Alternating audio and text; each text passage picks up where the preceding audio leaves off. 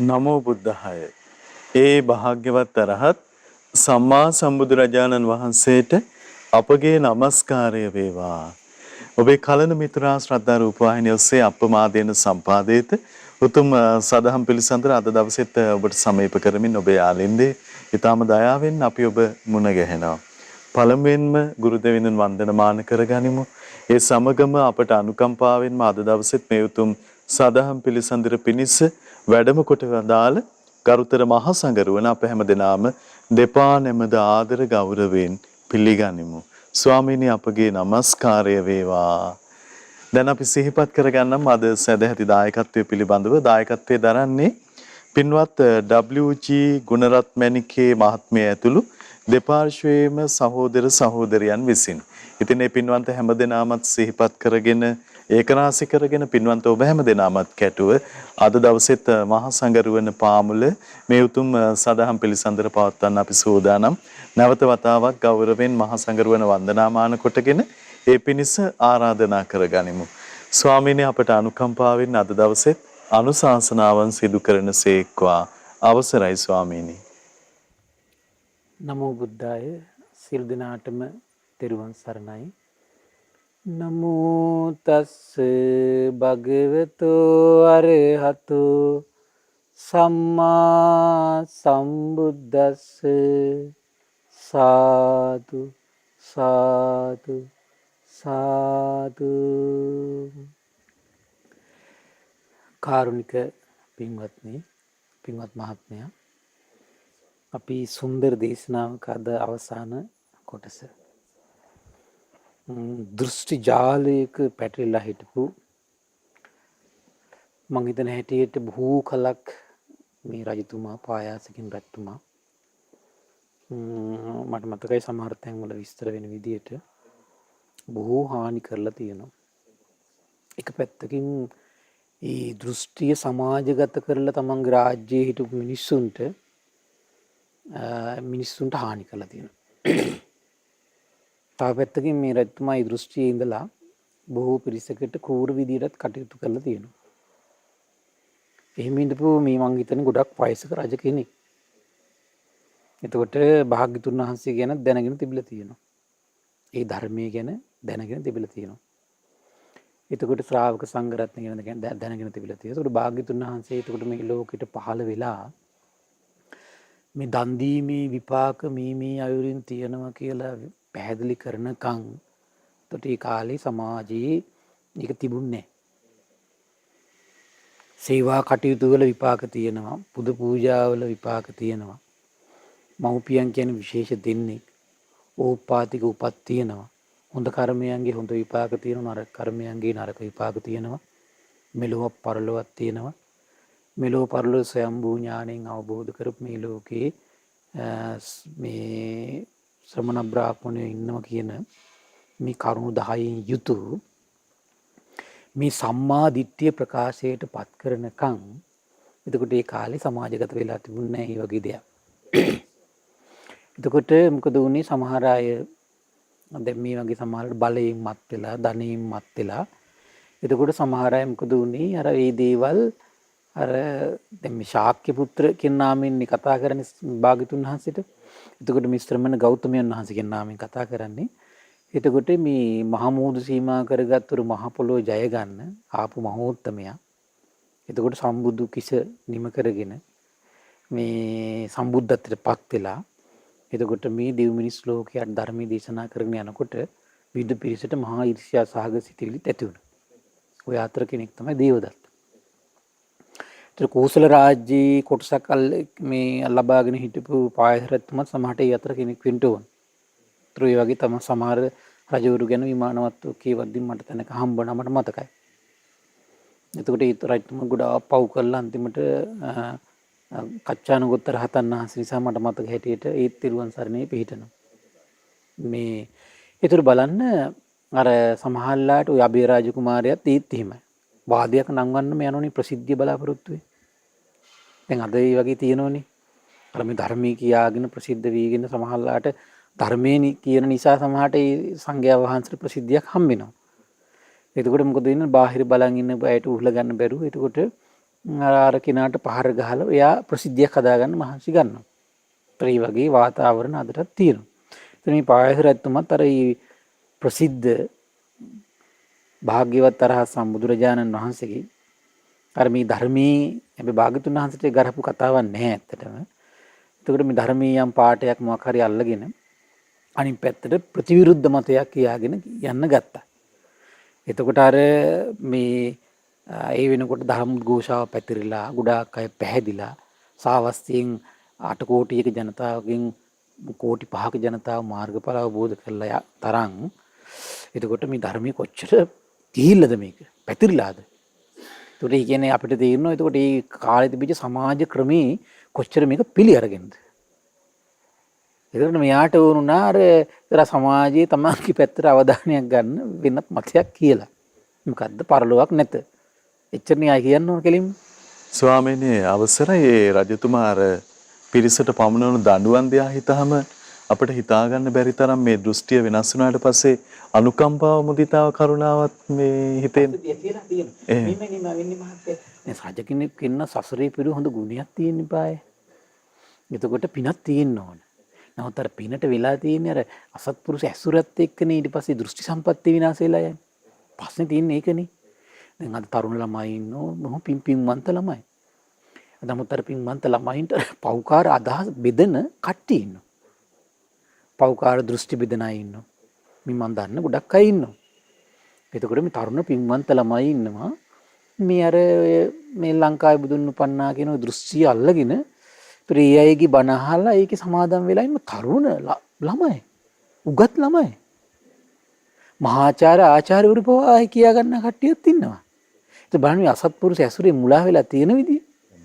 ස්වාමීනි අර යම් කෙනෙකුගේ වික්ත විශාරද බව ගැන තක්ෂේරුවකට එන්නේ නැතුව ඔහේ කියන මතේ එකපාර ගිලින්න අපි එළඹෙන එක මේ. ඒක තමයි ප්‍රශ්නේ තියෙන ප්‍රඥා ගෝචරව තමන් අර අපි අර මේ දේශනාවේ මේ අර අන්තිම උපමාවේ කල්පනා කරේ අර අපි හැමතිස්සෙම දක්ෂ වෙන්න ඕන විශේෂ දෙයක් තමයි කුමක්දී මේ අග්‍රදී ශ්‍රේෂ්ඨදී මේ වටිනදී යම් දෙයක් පුරුදු කරනකොට ඒකෙන් තමන් ශ්‍රේෂ්ඨත්වයටපත් කරන දේ තමන් තේරුම් ගන්න හැමතිස්සෙම දක්ෂ වෙන්න ඕන කියලා. ඒක ප්‍රඥා මහිමයත් එක්ක සම්බන්ධ එකක් නේ. ස්වාමීනි අර අපිට මේ දහම් කතාවේම ඔබ වහන්සේ අර මතක් කරලා දුන්නු ස්ථාන මේ ගිනිගාන දණ්ඩ ගැන ඒ ගිනි උපදීම පිළිබඳව නොදන්නා කොට ඇති වෙන විනාශය ගැන උපමාව කියලා දුන්නා. ඒක නොදන්න සමහර දේවල් තියෙන මහත්තයා දැනුම නැතිකමත් එක්ක සිදුවෙන ප්‍රශ්න. සමහර දේවල් තියෙන ප්‍රඥාව නැතිකමත් එක්ක තියෙන ප්‍රශ්න. සමහර දේවල් තියෙනවා මේ අතහැර ගන්න බැරි වීමත් එක්ක තියෙන ප්‍රශ්න. ඒතර ප්‍රශ්න තුනක් ඕක එතකොට. එතකොට ඔය අතර වැදගත්ම දේ තමයි එතකොට ප්‍රඥාව තියෙනවා නම් අතහැර ගන්න අමාරු කෙනා හරි කවදා හරි අතහරින ප්‍රඥාව තියෙනවා. ස්වාමීනි දැන් ශාසන විරෝධී ධර්ම විරෝධී ආකල්ප අදහස් මතවාද කෙනෙක් මතු කරනකොට ශ්‍රාවකයන් විදිහට අපිට තියෙන අයිතිය ඔබ වහන්සේගේ නැත්නම් ඔබගේ වික්ත භාවය මොකද්ද? ඔබ ශාසනයේ කතරම් දුරට හදාarලා තියෙනවද? භාග්‍යවතුන් වහන්සේගේ වචනය මොකද්ද කියලා ඒ විදිහට ප්‍රශ්න කරගන්න තියෙන අයිතිය අපි එහෙම නම් නෑ මහත්තයා. මට තේරෙනවා දැන් අර කියන පිරිස වුණත් එහෙම එක ගතියක් නෑ. ඒ ප්‍රශ්නේ තමයි ගොඩාක් තියෙන්නේ අර. ඒ අර විමර්ශන හැකියාව ඇත්තටම නැහැ. ඒ විමර්ශන බවත් එක්කනේ නැගී සිටීමේ හැකියාව කියන එක තියෙන්නේ. ඒ විමර්ශන බවත් එක්ක හැටගත්තු නැගී සිටීමේ හැකියාව නැහැ. අර ප්‍රලාපය තුල ඒක හතුටින් වැළඳගෙන ඔහේ ඉන්න ගතියක් තියෙනවා නිකන් අර මෝඩ පහේ සතුටක් ලැබලා වාසය කරනවා ඉතින් අර. ස්වාමීනි කිසිම මේ සැකයක් සංකාවක් එක්තරා විදිහකට ලැජ්ජාවකුත් නැතුව ත්‍රිපිටකයෙන් නම් අහන්න එපා. ත්‍රිපිටකේ නම් අපි හදාarලා නැහැ කියලා කිව්වහම ඒ තමන්ගේ වික්තභාවයේ ප්‍රශ්න එනවනේ ස්වාමීනි එතන. එහෙමයි. සමහර කට්ටියට ඇත්තටම මේ ත්‍රිපිටකයේ දහම් කරුණු කියන්න ගත්තම එයා කියන්නේ ත්‍රිපිටකයෙන් එක වැඩක් නැහැ.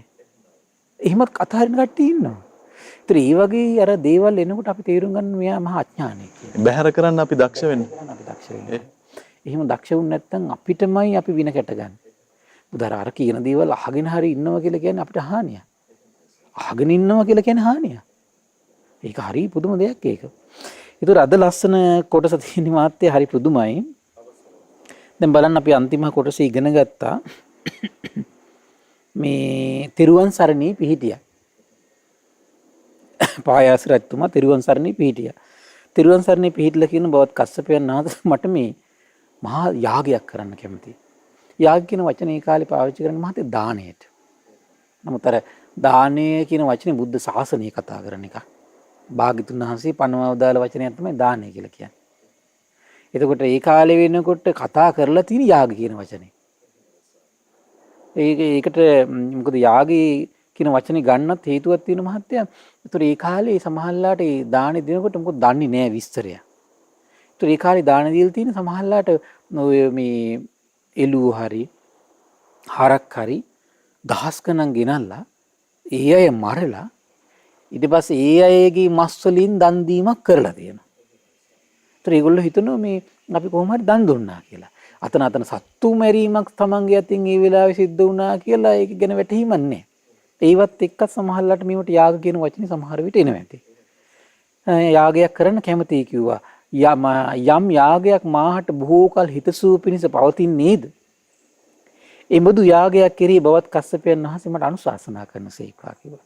හැබැයි හරි පුදුමයි හොඳට තිරුවන් සරණේ පිළිట్లా තියෙනවා. අර කිව්වා මට බොහෝ කල යහපත පිණිස පවතින විදියට මට ඒ නිසා අනුශාසනා කරන්න කිව්වා.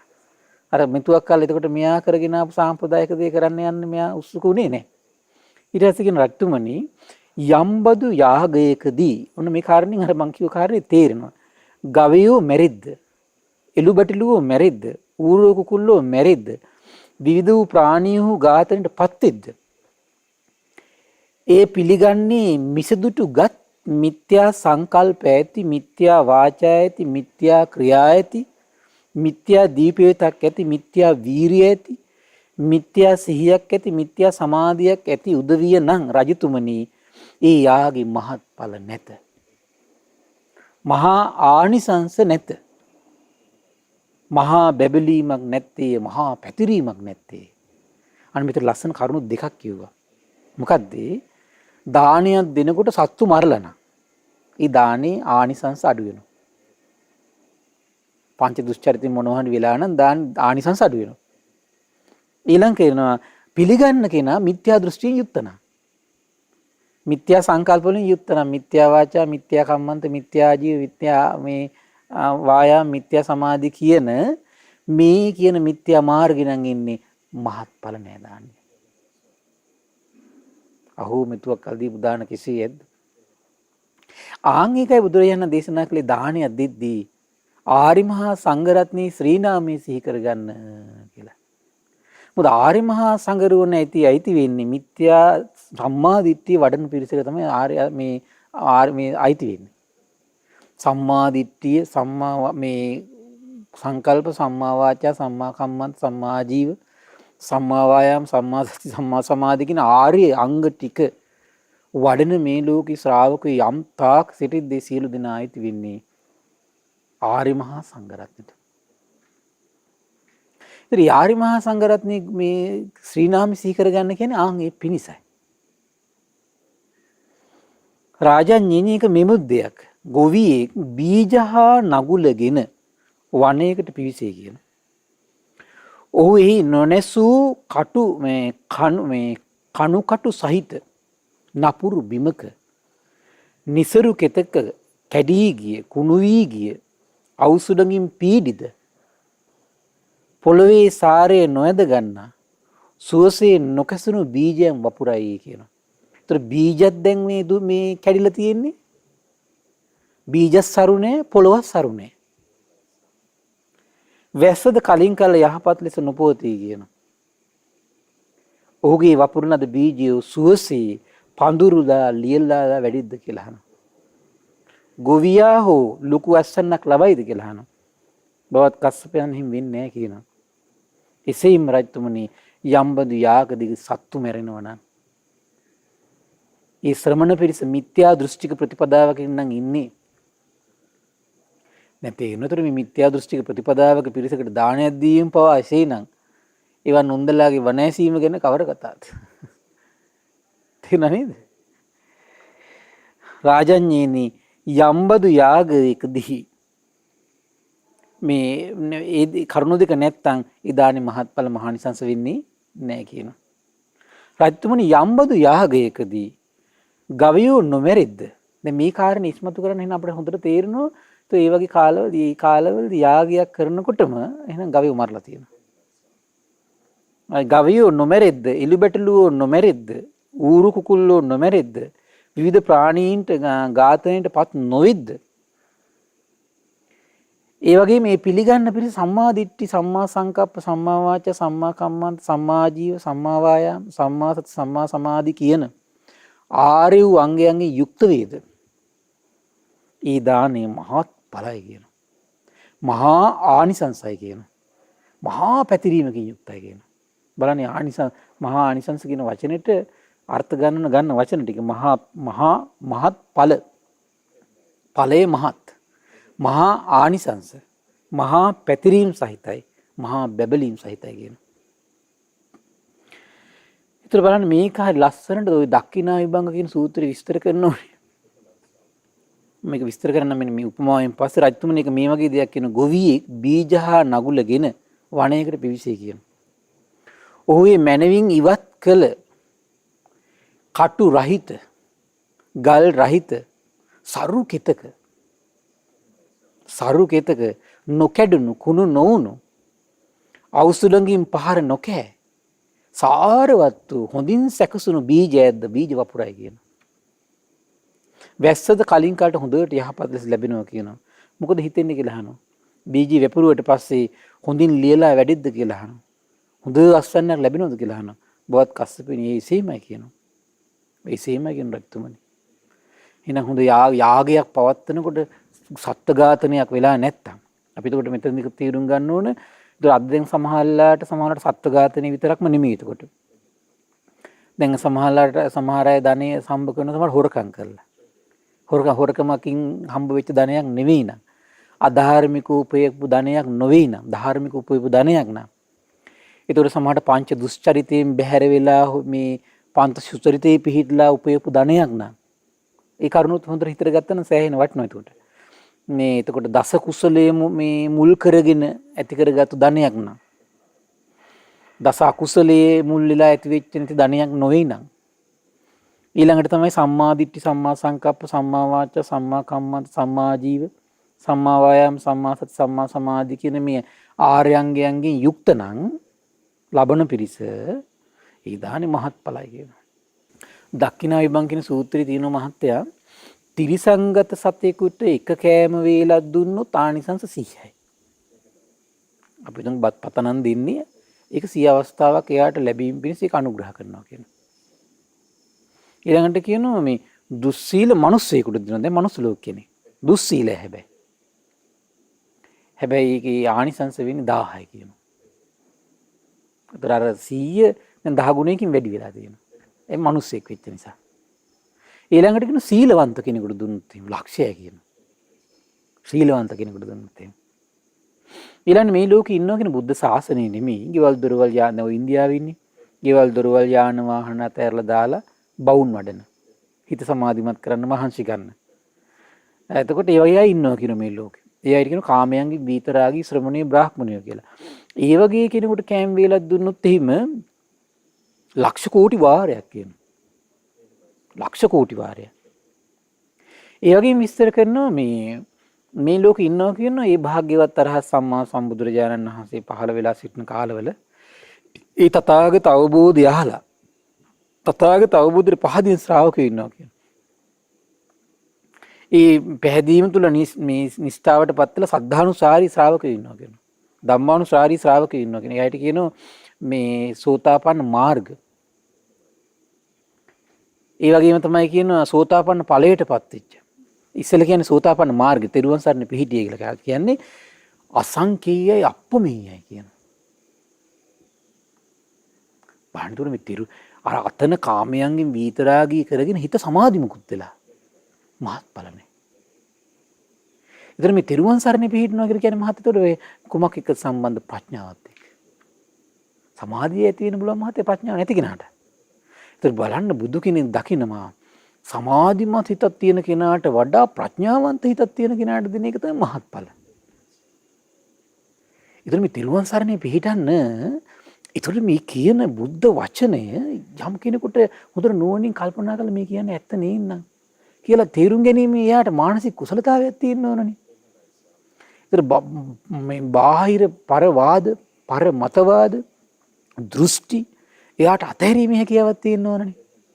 ඒතර අර ලාමක දේවල් අතහැරීමේ ඒතර එයාට හැකියාව උපදින එකත් එක්කනේ. ඒතර ඒ වගේ ශ්‍රාවකයට දෙන බත් පිට මහත්ය අසංකීය කියනවනේ. කොච්චර ආශ්චර්යද බලන්නකෝ බුද්ධ ශාසනේ. ඒ වගේ ශ්‍රාවකයට දෙන බත් පිට. එහෙනම් මේ ලෝකයට අනුකම්පා සහගත නම් තිරුවන් සරණේ පිහිටලා ඉන්න එක නේද කරන්න ඕනේ. අර තිරුවන් සරණේ පිහිටලා යම් දෙමව්පියෝ ඉන්නවාද ගෙදරක අහුව අර දරුවෝ කරන හැම සත්කාරයක්ම දරුවන්ට කොච්චර මහත්ඵලද. ඉතින් මේ ලෝකේ සංඝ පිරිසක් තිරුවන් සරණේ පිහිටලා සීල සම්පත්තියේ පිහිටලා ඉන්නවනම් මේ දෙව් මිනිස් ලෝකයට සිහි කිරීමත් මහා ලාභයක් මහත්ය. ආශිර්වාදයක්. පිනෙන් පිරී යන දෙව් මිනිස් ලෝකයා බිහි වෙන්නේ. එතකොට මේ තිරුවන් සරණේ පිහිටපු ශ්‍රාවක පිරිස තව පහළ වීමත් එක්කයි. එතකොට මේ මනුස්ස ලෝක දිව්‍ය ලෝකෙ සුන්දර කරන්නේ නැද්ද? එතකොට නේද අපේ මේ නිජ බීමි ඇත්තටම සුන්දර කරවන්නේ. එහෙනම් අදටත් මේ මෙච්චර මේ බටහිර යුරෝපීය විවිධ ආක්‍රමණ එද්දි මම හිතන ලංකාව තරම් ආක්‍රමණයකට පත්වෙච්ච වෙන රටක් නැහැ මේ බාහිර. ඒතර මෙච්චර දේවල් එද්දි මේ ලංකාව සුරක්ෂිත වෙලා තියෙන්නේ කුමක් නිසාද? මේ තිරුවන් සරණේ අවංකව පිහිටපු උදේහවස බුදුන් වැඳගෙන චෛත්‍ය බෝධි වැඳගෙන අවංක පිරික් කියාගෙන ඉන්න පිරිසක් ඉන්න නිසායි. සංඝ පිරිසක් ඉන්න නිසායි. භාග්‍යතුන් වහන්සේගේ ධාතුන් වහන්සේලා තාමත් ජීවමානව සෑරජානන් වහන්සේලාගේ ධාතු ගර්භයන් තුල සුගන්ධ කුටිය තුල වැඩ සිටින නිසායි. තාමත් ලංකාව ආරක්ෂා වෙලා පවතිනවා. හරි අසිරිමත්. ඒතර බලන්න නිවන් ආරක්ෂාවක් එහිසේ සැලසෙනවා නම් අපි මේ තිරුවන් සරණේ පිහිටලා යනකොට මේ සසර පුරාවට කොතරම් අපි ආරක්ෂා කරනවද? කොතරම් ආශ්චර්යයක්ද නේද? ඉතින් ඊට පස්සේ විස්තර කරන පින්වත් ආනන්ද මේ සෝතාපන්න කෙනා ගැන කවර කතාවද කියලා අහනවා. සකදාගාමී කෙනා ගැන කවර කතාවද කියලා අහනවා. අනාගාමී කෙනා ගැන, රහතන් වහන්සේ ගැන. ඉතින් ඉහළට යන්න වැඩි වෙනවා. බුදුරජාණන් වහන්සේ ගැන. ඒතර සම්මා සම්බුදුරජාණන් වහන්සේගේ ශ්‍රී නාමයට එතකොට හදවතින්ම මෙතකොට මේ දවසට එක වතාවක් මේ හරි හොඳට සකසා බුද්ධ පූජා පාත්‍රයක් පූජා කරගන්න පුළුවන් නම් නේද? රහතන් වහන්සේලගේ ශ්‍රී නාමයට මේක කරගන්න පුළුවන් නම් හදවතින් පිරිසිදුව හොඳට මම මේ භාග්‍යතුන් වහන්සේ වෙනුවෙන්මයි මම මේ දානි උයන්නේ. ඒ භාග්‍යවත් අරහත් සම්බුදුරජාණන් වහන්සේ වෙනුවෙන්මයි මම මේ දාන ව්‍යංජන හදන්නේ. ඒ භාග්‍යතුන් වහන්සේගේ ශ්‍රී නාමයටයි මම මේ කුටිය පිරිසිදු කරන්නේ. දූවිලි පිහින්නේ, මල් කඩන්නේ, පැම් පෙරන්නේ කියලා හිත හිතා කරන්න පුළුවන් නම් කොච්චර පින් ගලනවද? මහත්ඵල වෙනවා. මහා ආනිසංස ගෙනත් දෙනවා. මහා පැතිරීමක් ඇති කළ දෙන පින් රැස් කළ දෙනවා. පුදුම ආශ්චර්යයක් ඒක. ඊට පස්සේ කියනවා ඊට පස්සේ හරි ආශ්චර්යයි පායස් රජතුමා ශ්‍රමණක් බ්‍රාහ්මණ දුගී මජගී යාචකයින්ට දානයක් පිහිටුවා කියලා කියනවා. සමහරට ඒ කාලයකට හේතුව මට ඒ කල්පනා වුණා මේ ඒ දානේ වනාහි මෙමුදු බොජුන් දෙනු ලැබේ කියනවා. කාඩි හොදි දෙවෙනි කොට ගත් නිවුඩු සහල් බතය. දෘෂ්ටිය පිරිසුදු වුණාට අර දෘෂ්ටිය කාලය පුරුදු කරලා හටගත්තු ලෝභ හිත අර ලාමක හිත තාම තියෙනවා. ඒකේ යෝනිසෝ මනසිකාරය උපදින්නේ නැහැ. දැන් රසට දෙන්න ප්‍රණීත දෙන්න තාම එහෙම හිතෙන්නේ නැහැ. මම මෙතුම දානේ දම්බටක් දෙන්න හිතුවා. තමයි මට පේන හැටි ප්‍රදේශයේ මේ රහතන් වහන්සේලව සංඝ පිරිසවත් එච්චර සැරිසරල නැතුව ඇති මෙතුමගේ සමහරවිට මේ ක්‍රියාකලාප නිසා වෙන්නේ නැති සමහර විට. ඒකයි සමහරවිට මෙතුමා මේ ශ්‍රමණ බ්‍රාහ්මණ දුගී මජගී ඔක්කො සියලු දෙනාටම හැබැයි විශාල දම්බටක්. මේ මට මතක හැටියට මේ කරුණම දන්නේ මේ දම්බට කොච්චරද විශාලද කියන්නේ. මේ 12000ක් ඉන්නවා කියන දරපලන් 12000ක් ඉන්නවා කියනවා මේ හැඳි තියාගෙන ව්‍යංජන භාජ මේ හැඳි ගන්නට 12000 අද ඒ වගේ මේ දන්සලක් දෙනවා කියලා 12000ක් අර 12000ට වැටු ඊට මේ තව 12000ක් ඉන්නවා කියන හැඳි යතේ තියාගෙන බෙදන්න. ඒ වගේ විශාල මේ මහා දන්සලක්. ස්වාමීන් අවසරයි අර තමන්ගේ හිත ජය ගන්න යෙදෙන අදිරෙන් අදිර අවස්ථා දැන් රජුරන් ඉතා හොඳින් සරණාගමණයට පැමුණලා මහා සංඝරත්නයට ආරාධනා කරන්නේ අනුශාසනා කරන්න කියලා. එහෙමයි ස්වාමී. ස්වාමීන් ඒ නමුත් අර දාණය මේ අග්‍ර කොට දෙන්න තාම දැන් මෙතන කියන්නේ කාඩි හොදි කියලා කියන්නේ මේ ඒ කාලේ දුප්පත්ම අද දින කරවල කඩු හොදි වගේ. අද සාමාන්‍යයෙන් ගත්තොත් එහෙම. දිනකොට ගත් නිවුඩු හා සහල් බත. ඒ කාලේ ප්‍රණීතම බත තමයි ඇල්හාලේ බත. දීලා නැහැ. ඒ වගේම තමයි ගුරු ලොකු වාටි ඇති ගුරුසු රෙදි ඒව පවා දීලා තියෙනවා. ඉන්න ඕන තරම් පිරිසකට. ඒ දානයේදී උත්තර නම් තරුණේ තමයි කියන දානේ කටයුතු සොයා බලලා තියෙන්නේ. ඔහු දානයේදී නැවත නැවත මෙසේ කියයි කියනවා. මොකද්ද? මේ දානයේ හේතුවෙන් පායාසි රජතුමා සමග මේ ලෝකේ මම එක්ුණෙම්ද පරලෝකදී නම් මම එක් නොවෙම්මා කියලා. කවුද මේ උත්තර කියන තරුණයා? පායාසි රජතුමාට මේක ආරංචි වුණා කියනවා. නැවත නැවත මෙසේ කියද්දී ඇහුවා කියනවා ඇයි මේ උත්තර මේ තරුණයා එහිම ප්‍රකාශ කරන්නේ ඇයි? ඊට පස්සේ කිව්වා කියනවා දරුව මේ උත්තරේනි සැබෑද ඔබ මේ වගේ ප්‍රකාශයක් කරනවා කියලා කියන්නේ? මේ කුමක් නිසාද මේ වගේ ප්‍රකාශයක් කරන්නේ කියලා ඉවරලා. ඊට පස්සේ කියන බවත් මේ එසේ බවත බවත් දරු උත්තරේනි ඔබ කුමක් හේින්ද මේ දාන හේතුවෙන් මම මාත් එක්ක නොවේවා කියලා ප්‍රාර්ථනා කරන්නේ. බවතුන්ගේ දානේ මිමුදු බොජුන් දෙනු ලැබේ. මොකද්ද? කාඩි හොදි දෙවෙනි කොට නිවුඩු හාල් බත්නේ දෙන්නේ. බවතානන්ගේ පයින්වත් ස්පර්ශ කරන්න කැමතිද කියලා මම නම් හිතන්නේ නැහැ කිව්වා. එහෙව් බොජුන් මිනිස්සුන්ට දෙනවා. ඒකයි මං හිම් ප්‍රාර්ථනාව කරන්න කිව්වා.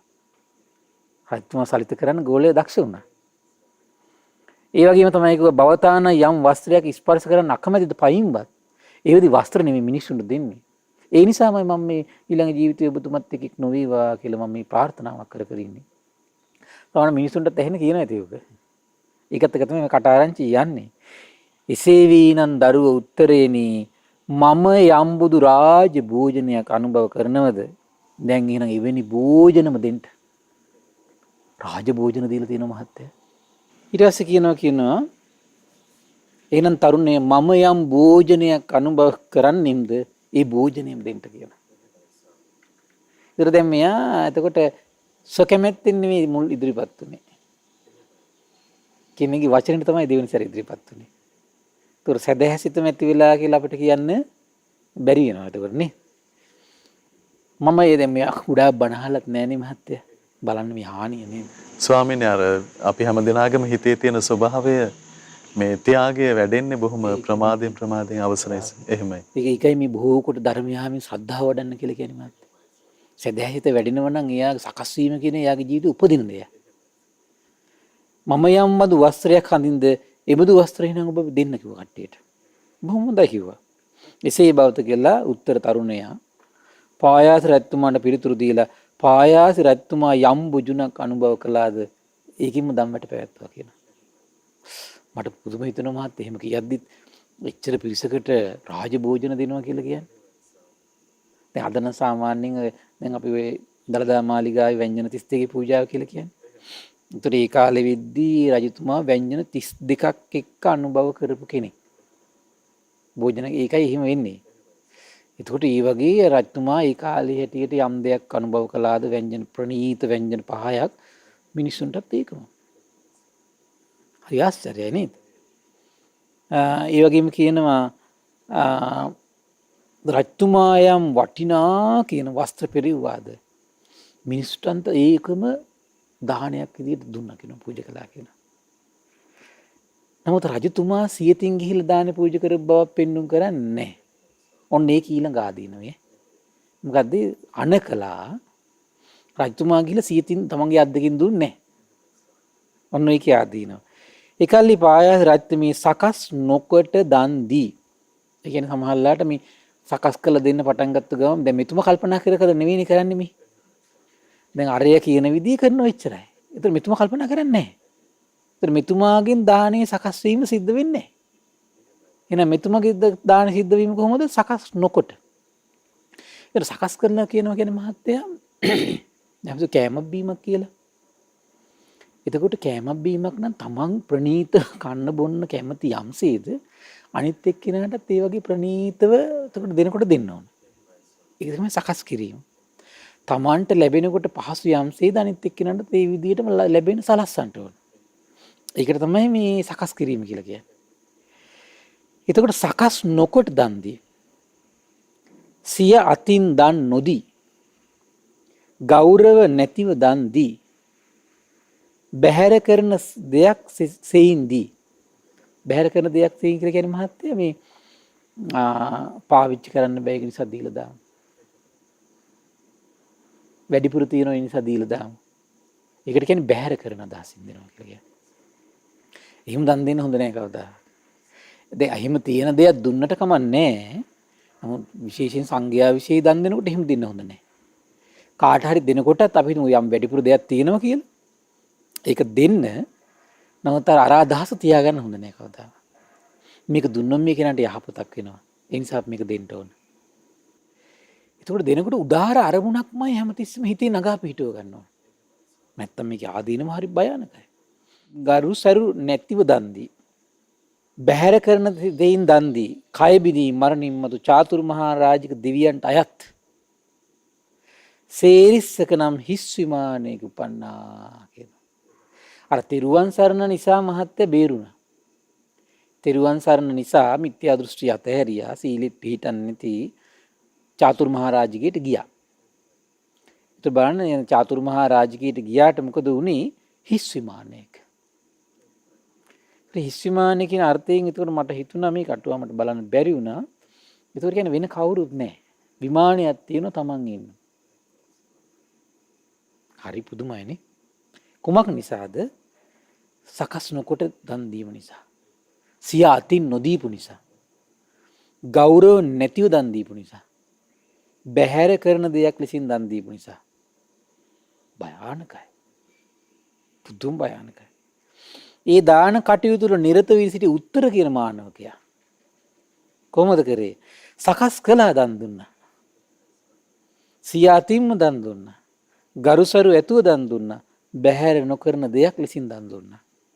කය බිදී මරණින් මතු සුගති සංඛ්‍යාතද දෙව්ලොව තවුතිසා දෙවියන් අතරට ගියා. ඊට ඉහළට ගියා. රජා පහළ දිව්‍ය ලෝකේ. ගෙදර ගෝලයා ඉහළ දිව්‍ය ලෝකේ. මොකද්ද මේ ඉරණම? හරි පුදුමයි නේද? හිත කියන එක මහත්ය පුදුම දෙයක් ඒකට අපිට තේරෙනවා. ස්වාමීනි කාට උපකාර කළත් මහා සංඝරත්නයේ ප්‍රදානව මේ කරුණා මුදිතා සංකල්ප ඇතුව උදාර සිතකට පැමිණිලාම මේ විශේෂයෙන්ම ශ්‍රද්ධාවන්ත සිත උපදින්න ඕන.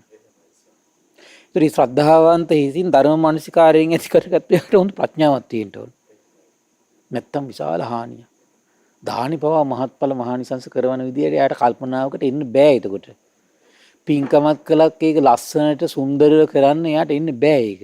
එතින් එන්න අමාරුයි එයාට. එතකොට මොකද කරන්නේ? සමහරට අනුමෝදන් වෙන්නත් බෑ. එතකොට මොකද කරන්නේ? ගරහන. ඔච්චර ඔහොම කරන්න ඕනද?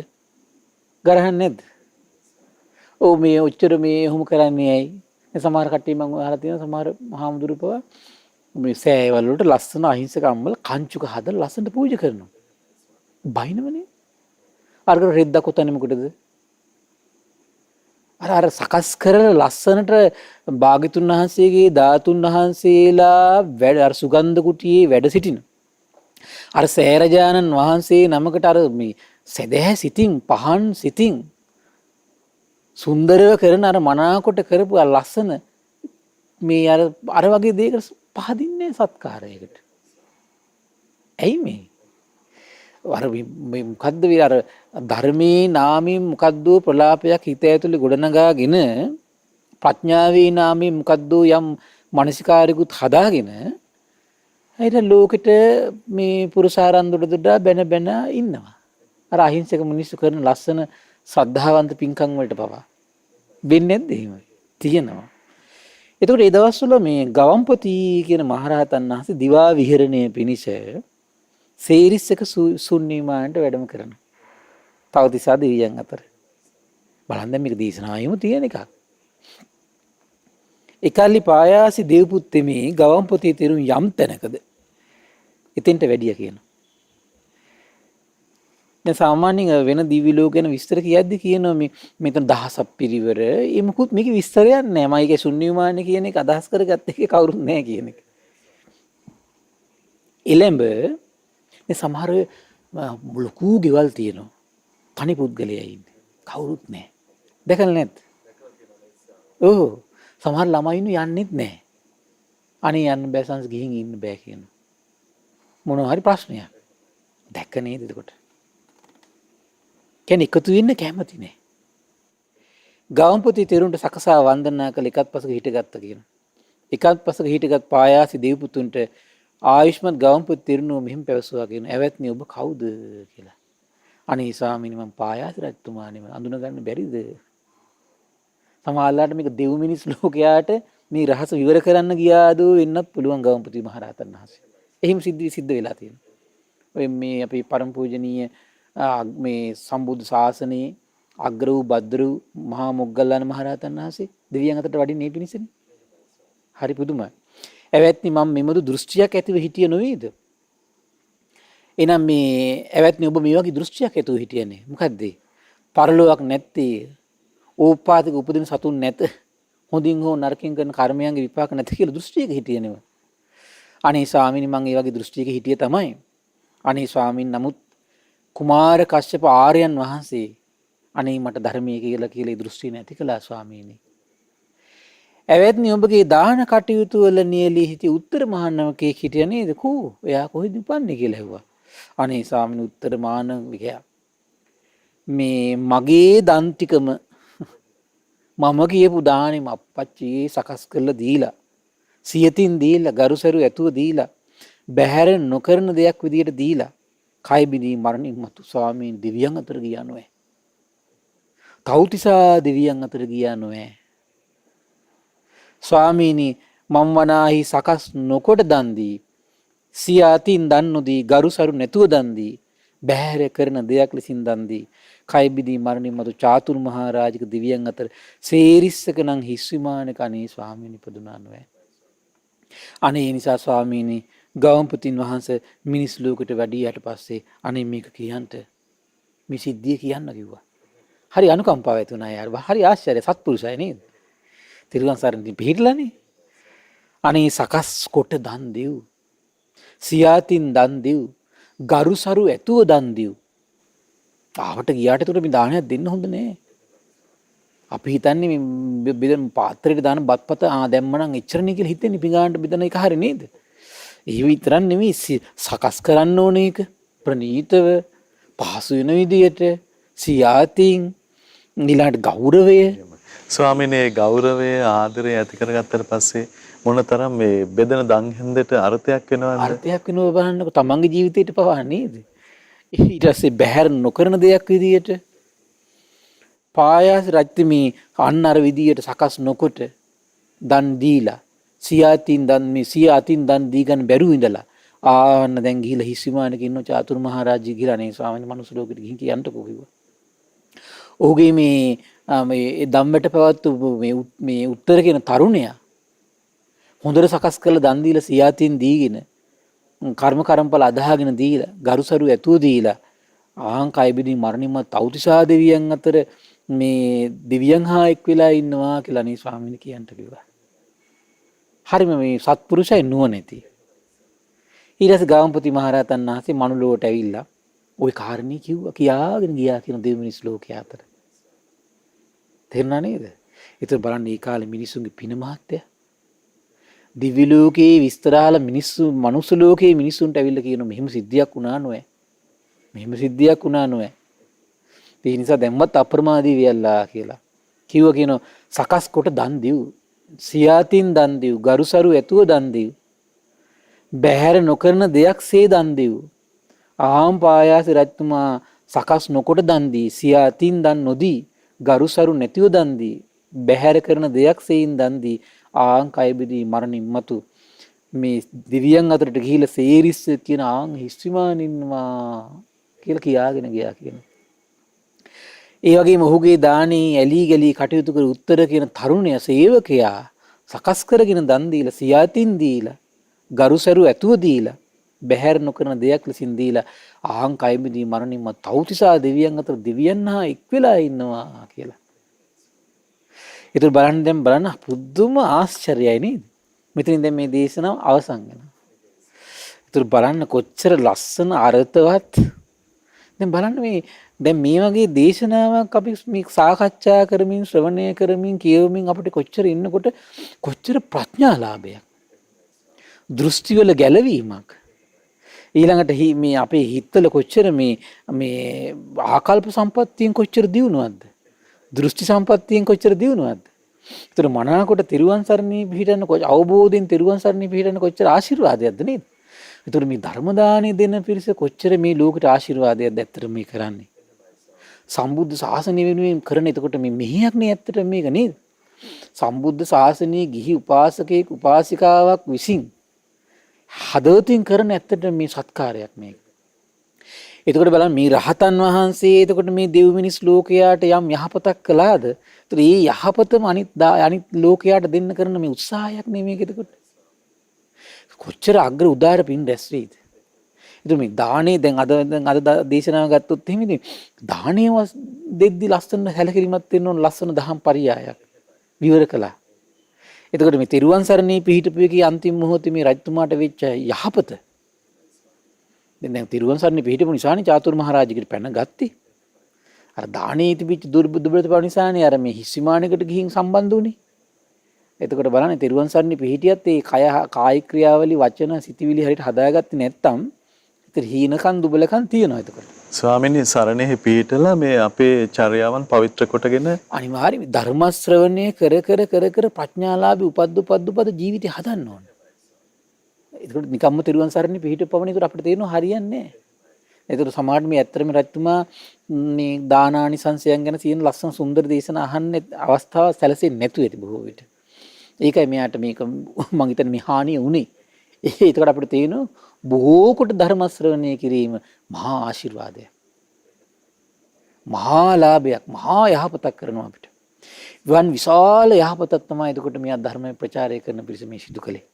මේ පිරිසට මේ ධර්ම ශ්‍රවණය කරන පිරිසට මේ පින්වත් සියලු දිනාටම මේ තමන්ගේ ජීවිතයේ මේ උදාාර සම්බුද්ධ ශාසනයේ මත පිහිටලා තමන්ගේ ජීවිතයේ උදාාර ජීවිතයක් බවට පත් කරගෙන සසර දුකින් ඈතර වීම පිණිස මේ රැස් කළ මහා පුණ්‍යස්කන්ධය හේතු වාසනා වේවා. සාදු සාදු සාදු. සියලු දෙනාටම තෙරුවන් සරණයි. නමෝ බුද්ධාය. ඉතින් අප හැම දිනාගෙම සිත සුවපත් කරවන ලෝකයේම සුවපත් කරවන පරම පවිත්‍ර නිර්මල ශ්‍රී සද්ධර්මයේ අද දවසෙත් අපගේ පින්වත් ස්වාමින් වහන්සේ අපට අනුකම්පාවෙන්ම පෙන්වා වදාලා. ඉතින් අපට අනුකම්පා ඇති පූජනීය මහා සංඝරත්නය අප හැම දිනාම ආදර ගෞරවයෙන් වන්දනමාන කරගනිමු. ස්වාමීනි අපගේ নমස්කාරය වේවා. ස්වාමීනි මේ පුණ්‍යානුමෝදනාව සිදු කරන මොහොත අපට අනුකම්පාවෙන් පුණ්‍යානුමෝදනාවත් සිදු කරන සේක්වා. අවසරයි ස්වාමීනි.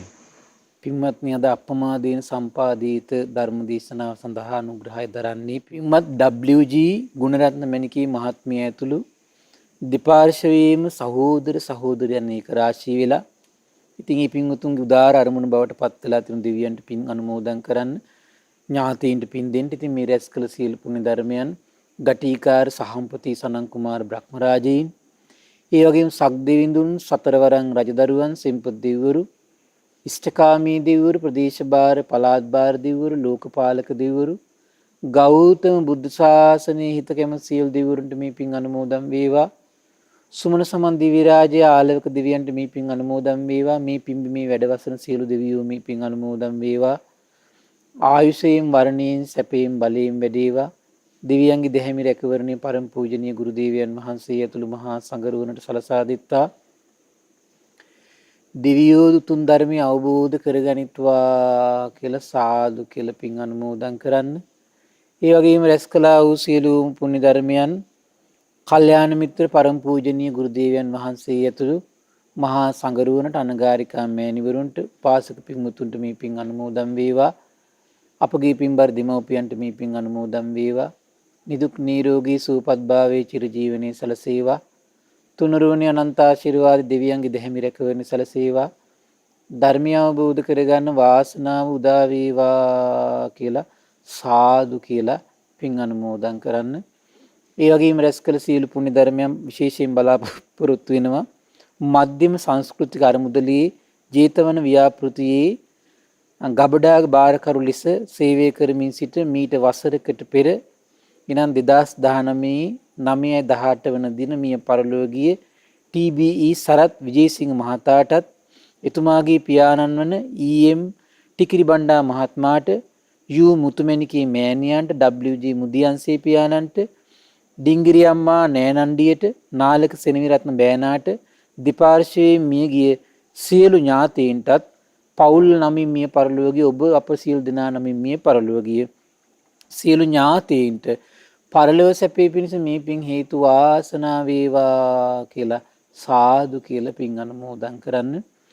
ඒ වගේම රැස් කළ සියලු පුණ්‍ය ධර්මයන් ඒ WG ගුණරත්න මැණිකේ පින්බර මාතාවට දෙපාර්ශ්වයේම සහෝදර සහෝදරියන් ඇතුළු පවුලේ සියලු දෙනාටමත් සුජීවත සිටින අවුරුදු 93ක් වයස ඇති DMK බණ්ඩාර මැණිකේ පින්බර මෑණියන්ට මේ පින් අනුමෝදන් වේවා. පවුල්වල සියලු දෙනාට මේ පින් අනුමෝදන් වේවා. ශ්‍රද්ධා ධර්ම දාන සියලු සමාජිකාවන්ටත් ශ්‍රද්ධා කාර්ය මණ්ඩලයේ මේ කැප වෙන සියලු දෙනාට මේ පින් අනුමෝදන් වේවා. නිදුක් නිරෝගී සුවපත් භාවයේ චිරජීවනයේ සැලසේවා. තුනුරුවනේ අනන්ත ආශිර්වාදේ දිව්‍යංගී දෙහිමි රැකවරණ සැලසේවා. ධර්මය අවබෝධ කරගන්න වාසනාව උදා වේවා කියලා සාදු කියලා පින් අනුමෝදන් කරන්න. සියලු දෙනාටම තෙරුවන් සරණයි. නමෝ බුද්ධාය. ඉතින් අද දවසෙත් ඒ භාග්‍යවතුන් වහන්සේ වදාළ උත්තම ශ්‍රී සද්ධර්මය අපට අනුකම්පාවෙන් පින්වත් ස්වාමින් වහන්සේ පෙන්වා වදාලා ඒ උතුම් ධර්මයේ ශ්‍රද්ධා රූපවාහිනිය ඔස්සේ මුළු මහත් ලෝකයටම දායාද කොටගෙන ධර්ම දානමය පින්කම ලෙසින් මේ මොහොතේ අප රැස් කරගත් මහත්ඵල මහානිසංස උත්තම පුණ්‍ය ධර්මය නොවලහාම අපගේ පින්වත් ස්වාමින්වයන් වහන්සේටත් අනුමෝදන් වේවා. පුණ්‍යානුමෝදනාවෙන් පින්වන්ත මහා සංඝරුවන සුවපත් වේවා. පින්වත් ස්වාමින්වයන් වහන්සේට උතුම් චතුරාර්ය සත්‍ය ධර්මයේම අවබෝධ වේවා. සාදු සාදු සාදු. ඉතින් අද සදැහැති දායකත්වයේ දරන්නට යෙදුණු පින්වත් WG ගුණරත්න මැණිකේ මහත්මිය ඇතුළු දෙපාර්ශ්වයේම සහෝදර සහෝදරයන් ඇතුළු ඒ පින්වන්ත හැමදෙනාමත් පිනැති ඔබ හැමදෙනාමත් ඊටාම දයාවෙන් අපි සිහිපත් කරගන්නට යෙදෙනවා. ඉතින් පින්වන්ත ඔබටත් අපි ආරාධනා කරනවා මේ උතුම් සදහම් පිළිසඳරෙහි දායකත්ව බරපැන දරමින් ඔබටත් අවස්ථාව තිබෙනවා ධර්ම දානමය පින්කම සිදු කරගන්න. 071 232 88 87 දුරකථන මාර්ගය ඔස්සේ පිළිබඳව කරුණු විමසන්න කියලා අපි තාම දයාවෙන් ඔබට ආරාධනා කරගන්නවා. ඉතින් අපි ආරාධනා කරන්නේ තුනුරුවන පාමුලට පැමිණ ජීවිත ධර්මයෙන් අර්ථවත් කරගන්න හැම දිනාටම වාසනාවන් උදා වේවා කියලා. එහෙමනම් මහා සංඝරත්නයේ ආශිර්වාදයෙන් නැවතත් අපි ඔබ මුණ ගැහෙන්නම්. හැම දිනාටම සම්මා සම්බුදු සරණයි. නමෝ බුද්ධාය. බීමට ශ්‍රද්ධා YouTube චැනලය සබස්ක්‍රයිබ් කර සීනුව ලකුණ ඔබන්න.